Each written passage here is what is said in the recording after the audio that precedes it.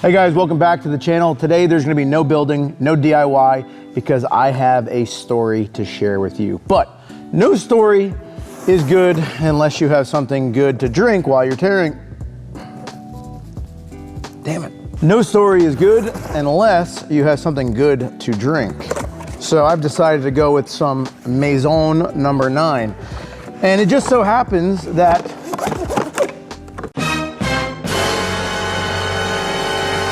one of the owners of this wine, the story that I'm about to share with you guys is perhaps about. So approximately a year ago, as you guys all know, it was in this whole pandemic of the coronavirus, traveling and restrictions were at the highest level they ever were. I decided to take on a challenge of epic proportions with no game plan, no ideas on how to really do it, except have a goal of deliver a package to Utah. What do? You pour yourself a drink and you get to story time with Will. It's gonna be one hell of an adventure. I have a 36-hour road trip ahead of me to Utah. We're not driving this to Utah, we're driving that. Not gonna tell you what it is yet, but that is what's getting delivered. I'm gonna finish loading up. I have all my rations, all my supplies. I mean, I literally loaded up the entire truck.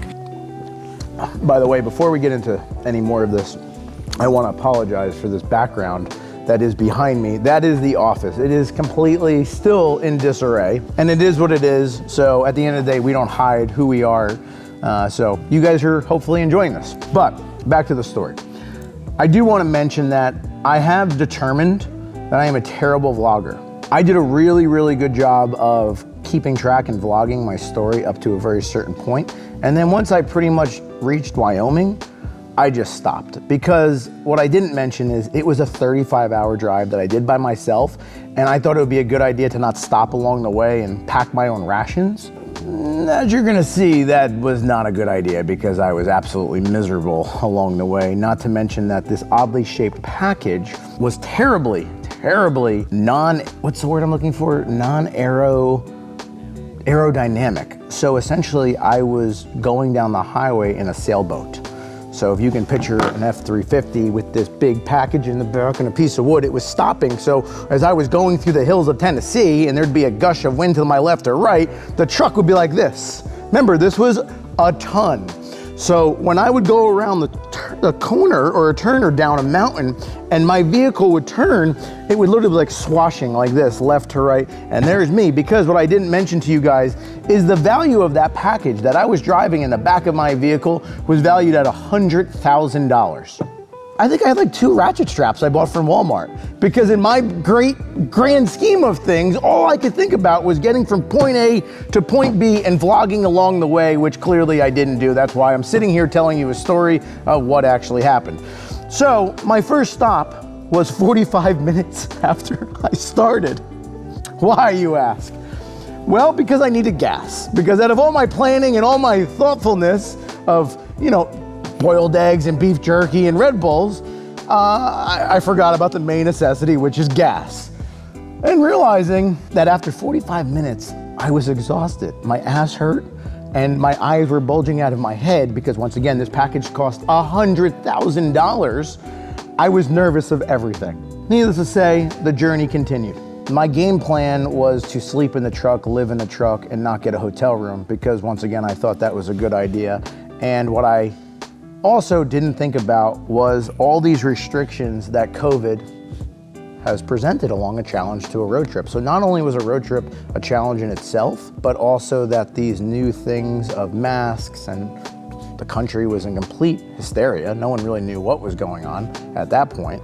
I decided to go full steam ahead. What I did notice along every 150 miles to 200 miles, which, mind you, this trip was approximately 2,350 miles. I remember that because I kept staring at that over and over. And every time I would look at it, I'd get a little more of a twitch in my eye and just kind of like, go, oh man, I'm only 23 hours away. Oh man, I'm 19 hours away. Oh man, I'm 17 hours away. This is really going good. What I did notice though is every couple hundred miles or so, my packing job, included duct tape, yarn that I bought at a local shop, I believe somewhere outside of Tennessee, because that was all that was available, and moving boxes from a beautiful Home Depot that I found in the middle of Okefenokee swamps. Like I said, every couple hundred miles or so, things would fly off. So you could imagine at this time, there are not many people on the road, which was good, but the only people that were on the road were professional drivers, you know, gentlemen in semi-trailers. So I was driving my boat, which was actually a sail, and there'd be pieces of cardboard flying off the back, and I would try and get my phone and story it. But what I did finally realize is if you just bought enough duct tape and wrapped it plenty of times, it would actually work. My first night of on the roads, it was a full, I'd say 18 hours of driving. I decided to be a tough guy and not get a hotel. For whatever reason, I don't know why. Oh, that's right. It was COVID and the thing was open. I remember now because there were no hotels and nothing would allow me out of state to stay anywhere else. I slept in the truck in this rest stop. But when I woke up in the morning and realized I still had 2 more days of driving, I wasn't happy at that point. That was pretty much where I said I'm done vlogging. Because at that point, I was about a little more than halfway done with the trip. I decided that this was the worst idea ever. But I knew that the package had to get delivered, and I knew the end result would be awesome. I mustered up my courage. I made a whole bunch of coffee in the back seat of the truck. So why was I delivering this package? Well, typical transport companies that do this all the time. They drive packages across the country. They said, we're not doing that right now. We don't know what's going on. But the gentleman that ordered the thing that was in the back of the vehicle is a friend of mine. And, you know, I really had nothing else to do. And I wanted to see this. I wanted to enjoy in this item that was in the back of my truck just as much as he did. So I was like, well, let's go do this. So you know it's a safe and of our $100,000 safe. Oh, 4, right? You know that too, don't you? Because I guess the Maison number 9 gave that away. The safe was for Post Malone and it was a $100,000 safe. I got to Wyoming. Now, mind you, getting to Wyoming was not an easy feat because I was driving a diesel-powered sailboat with items flying left and right off of it. And what I didn't tell you is one of the pieces of the, oh God, when a piece of the duct tape would come off, it would create this flap. And this flap would be behind the vehicle and it'd be like, so could you imagine, like, you know, riding a Harley with sparkly streamers on the back and this thing's like, and then what happened is my mind went like, oh my God, what happens if it's hitting the safe and rubbing against this $100,000 safe? What do I do? So I had to pull over every 20 minutes. So not only was this a 35-hour drive, but I had to pull over constantly. I had no one to talk to. There wasn't anyone in the car. I didn't realize Joe Rogan had a podcast, so I wasn't listening to that. So I was probably singing the same Post Malone song over and over. Thank God for the phone. But you never text and drive, never talk on the phone either, because I'm pretty sure every state that I went through, that is highly illegal. But thank God I wasn't speeding, because the vehicle couldn't go over 55 miles an hour. I can tell you that right now for a fact. Besides the fact of my epic stress, I got to Wyoming and I realized I was on schedule. I guess if there was a schedule. I decided to take the drone out. I did that for a little bit. I brushed my teeth. I found a stream. Probably washed my butt somewhere in the gas station. I don't really remember at that point. Oh my gosh. So Wyoming was the spot that for the first time ever, drop a comment if you guys have done this before, but has anyone taken a shower at a gas station before? Because apparently that's a thing.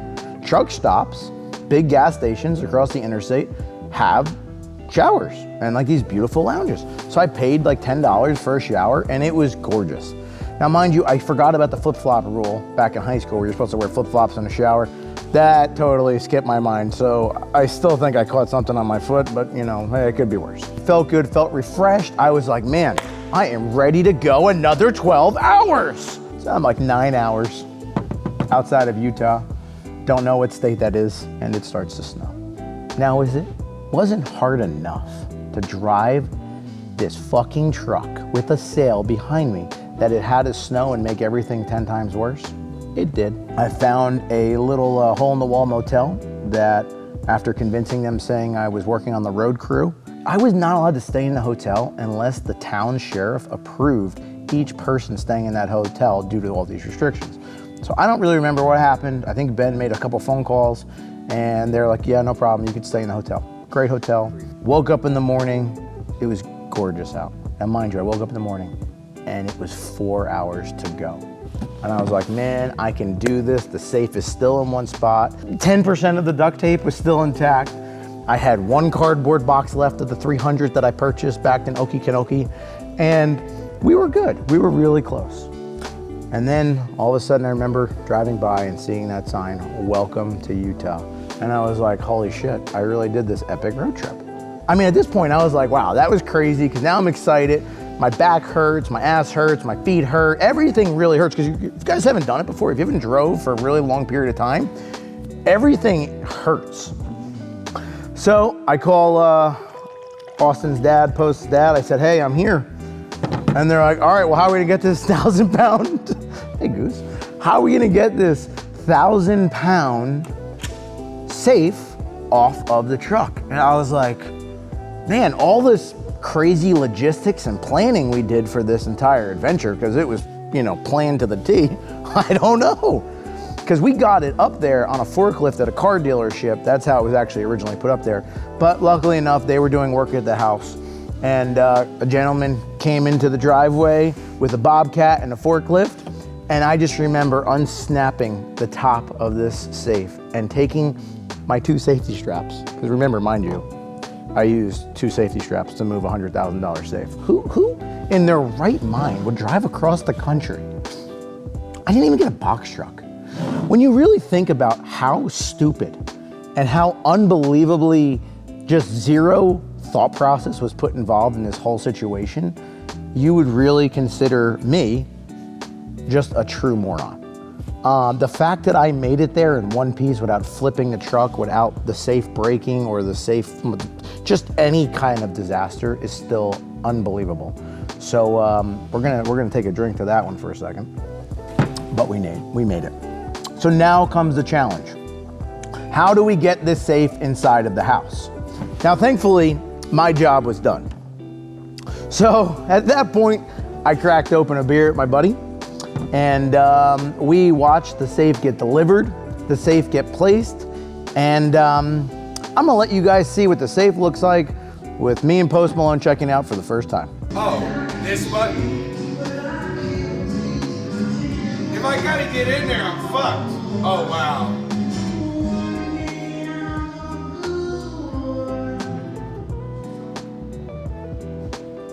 It's really good. The new toy. New toy. Big toy. Big toy. Boy toy. Oh, this guy. Okay, so now you've seen the safe, you've seen the inside of the safe, and I'm sure every single one of you would agree that that was totally worth the drive. The journey is not over yet. Because mind you, I got into Utah around 2 p.m. after really not sleeping for 3 days. And then we decided to party all night. You know, partying was just hanging out, talking, sharing stories, pretty much impressing everybody that I didn't sleep for 3 days and I drove this safe across the country. Everyone's like, you're stupid. And I was like, yes, I am, but it was totally worth it. It was like, absolutely.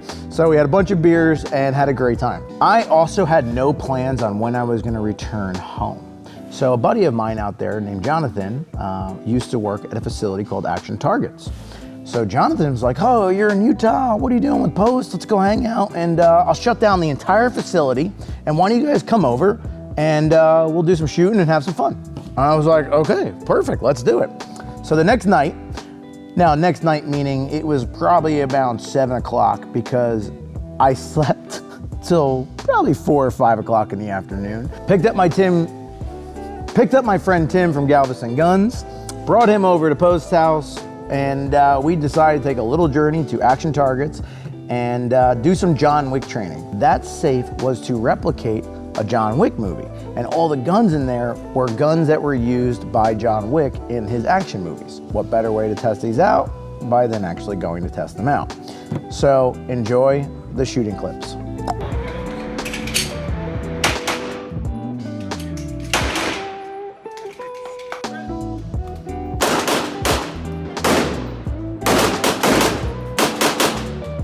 This time you have to do a Xena war cry.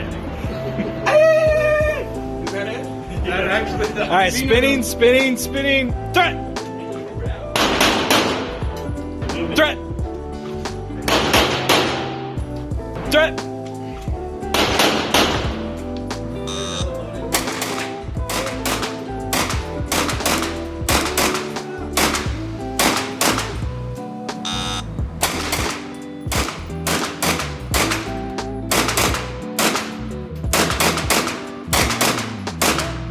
Thank God at least I got some footage after I totally decided not to vlog. That was pretty much the entire week, really put down to one day because it was only one day of fun. Then I had to realize that I had to drive back home because April 12th was my birthday, and I decided to leave the morning of April 10th, I believe, to April 10th.